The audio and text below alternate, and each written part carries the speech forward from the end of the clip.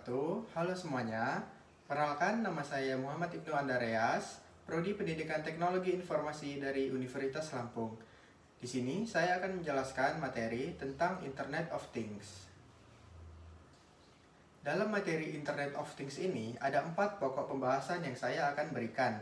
Yang pertama ada pengertian, yang kedua ada prinsip kerja, lalu yang ketiga perangkat IoT, dan yang keempat atau yang terakhir yaitu IoT dalam kehidupan sehari-hari. Nah, sebenarnya apa sih Internet of Things itu? Atau yang sering bisa kita singkat IoT.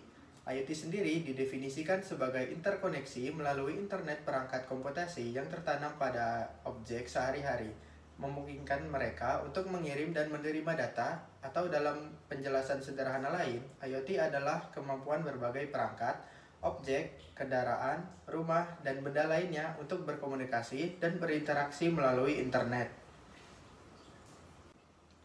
Nah, dari penjelasan yang sudah saya berikan tadi, dapat kita ambil pengertiannya. IoT adalah sebuah gagasan di mana semua benda di dunia nyata dapat berkomunikasi satu dengan yang lain sebagai bagian yang satu kesatuan sistem terpadu menggunakan jaringan internet sebagai penghubung.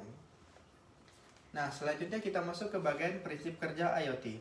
Prinsip kerja IoT meliputi bagian yang pertama mulai dari teknologi, communication, data, Internet of Things, automation, AI, dan networking.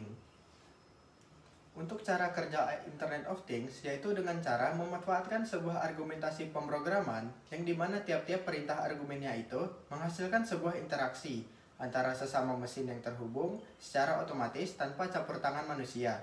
Dan dalam jarak beberapa pun, internetlah yang menjadi penghubung di antara kedua interaksi mesin tersebut. Sementara manusia hanya bertugas sebagai pengatur dan pengawas bekerjanya alat tersebut secara langsung. Selanjutnya, kita masuk ke bagian perangkat IoT. Yang pertama di sini adalah sensor. Bagian yang tak kalah penting menyangkut keberadaan contoh Internet of Things adalah kehidupan sehari-hari yaitu sensor. Bidang ini diciptakan untuk menunjang kinerja Internet of Things. Sensor mengintegrasikan berbagai komponen Internet of Things dalam kehidupan sehari-hari sehingga dapat menjalankan fungsi sebagaimana mestinya. Sensor memiliki peranan yang penting. Mereka diciptakan untuk menunjang kinerja sistem Internet of Things sehingga dapat bekerja secara optimal. Secara garis besar, sensor adalah alat yang dapat digunakan untuk mendeteksi sesuatu. Objek yang dapat dideteksi dapat berupa suhu, cahaya, kecepatan, jarak, suara, bahkan dapat mengukur besaran sesuatu. Nah, contoh-contoh sensor diantaranya adalah sensor suhu, sensor kelembapan, sensor tekanan, sensor jarak, sensor inframerah, dan sensor cahaya. Yang kedua, CPU atau komputer. Komputer di zaman ini tidaklah harus berbentuk laptop atau tower. Khusus untuk membuat perangkat IoT, ada perangkat komputer kecil atau yang disebut single board komputer seperti Raspberry Pi atau Arduino. Perangkat komputer kecil inilah yang diprogram untuk mengolah informasi dari sensor yang terpasang dan menentukan tindakan berdasarkan informasi yang diperoleh dari sensor. CPU juga bertugas sebagai pengolah data yang nantinya akan dikirim ke perangkat lain untuk diolah. Selanjutnya untuk yang ketiga adalah sistem operasi. Embedded device untuk perangkat IoT memerlukan sistem operasi khusus karena perangkat IoT berukuran kecil atau portable dan memiliki spesifikasi yang minim. Sistem operasi inilah yang menjadi nyawa dari perangkat modul atau embedded device perangkat IoT atau model IoT. Selanjutnya untuk yang keempat adalah Artificial Intelligence. Artificial Intelligence atau yang akrab disebut dengan AI merupakan salah satu contoh Internet of Things atau IoT. AI adalah teknologi terbarukan dalam hal kecerdasan buatan yang saat ini menjadi bidang paling dibutuhkan. AI berperan dalam operasi sebuah sistem, di mana keberadaan AI memungkinkan suatu sistem dapat menjalankan operasi tanpa menunggu dan menerima perintah terlebih dahulu. Dua dalam artian kinerja AI untuk mendorong fungsi tertentu dengan sendirinya, bahkan proses identifikasi dapat dilakukan tanpa bantuan perintah atau manusia. Selanjutnya ada jalur komunikasi. Setelah sensor mengoleksi informasi dari CPU, mengolah dan menentukan tindakan berdasarkan informasi yang diterima, maka perangkat IoT memerlukan jalur komunikasi untuk mengirim data yang telah diolahnya ke user atau bahkan ke server pusat. Media komunikasi di sini bisa berupa Bluetooth atau Wi-Fi, dan untuk mengirim informasi dari berbagai tempat yang jauh tanpa batasan ruang dan waktu, maka perangkat IoT akan menggunakan media internet. Untuk yang selanjutnya atau yang terakhir, perangkat.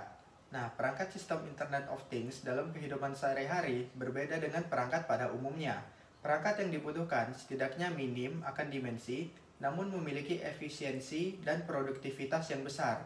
Sehingga dalam hal ini, Internet of Things mampu bekerja secara maksimal tanpa dibatasi kapasitas ruang. Pokok pembahasan yang terakhir yaitu Internet of Things dalam kehidupan sehari-hari. Yang pertama di sini adalah sistem e-tilang, Jakarta One Card, smart home, dan listrik pintar. Untuk yang pertama yaitu sistem e-tilang.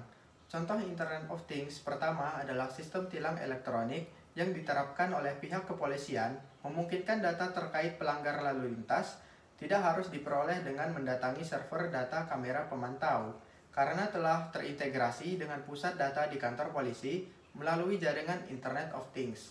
Maka, polisi sudah dapat mengidentifikasi pelaku secara langsung.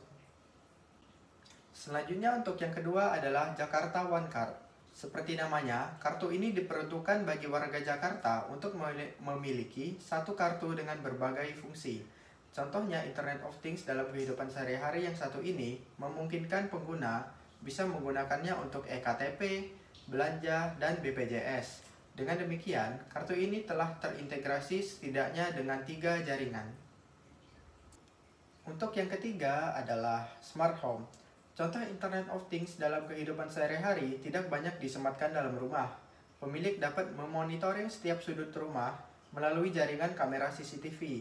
Lebih dari itu, sistem keamanan yang telah terkoneksi dengan jaringan ini juga memungkinkan pemilik dapat membuka, menutup, hingga mengunci setiap pintu hanya melalui satu perangkat.